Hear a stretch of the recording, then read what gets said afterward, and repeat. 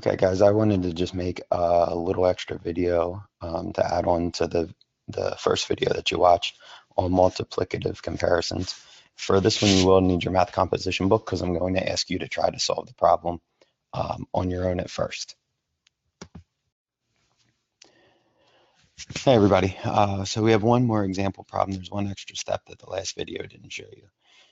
So our example problem is Scarlett has 7 crayons in her pencil box. Liam has 4 times as many crayons as Scarlett. How many crayons does Liam have? So first thing we're going to do is what the teacher did in the last video is kind of break apart our word problem so that we can figure out what we need to solve. First thing that we should do is underline the question. So the question I can clearly see here is how many crayons does Liam have? So I'm going to underline that. Then we're going to circle what we do know. We do know that Scarlett has 7 crayons. And then we're going to draw a box around any kind of clue words or key information that'll help us figure out how many Liam has. What I see here is that Liam has 4 times as many. So I'm going to draw a box around that. Now what I want you to do is I want you to create in your math composition book the T-chart that you see here. So I want you to write Scarlett, Liam, draw kind of a sideways T in between, and then draw the 7 dots representing 7 crayons for Scarlett. Don't draw the boxes down here. They're just covering up my answers.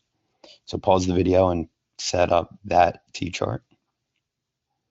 Okay, so now I'm going to assume that you have the T-chart set up. The next step, the next thing that I want you to do is I want you to figure out actually how many crayons Liam has. So remember, Scarlett has 7, 1, 2, 3, 4, 5, 6, 7, and Liam has 4 times as many. So Liam has that amount 4 times. Basically, you're just going to be drawing an array down here in Liam's section. So pause the video and do that. Okay, now I will show you what the answer is. You should have drawn 1, 2, 3, 4 rows of 7. As you can see here, I have basically an array. Now, the one step that the teacher in the previous video did not do was she didn't actually turn that into an equation, which we've worked with arrays enough that that should be pretty easy for us to do. So you see here we have 1, 2, 3, 4 rows of 1, 2, 3, 4, 5, 6, 7.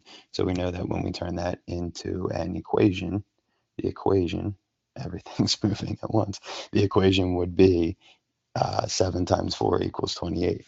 So remember, you could also write that as 4 times 7 equals 28 because that is a turnaround fact. So make sure that you write that answer either off to the side as I have here or underneath, because that's what you'll need to be able to do in your practice book.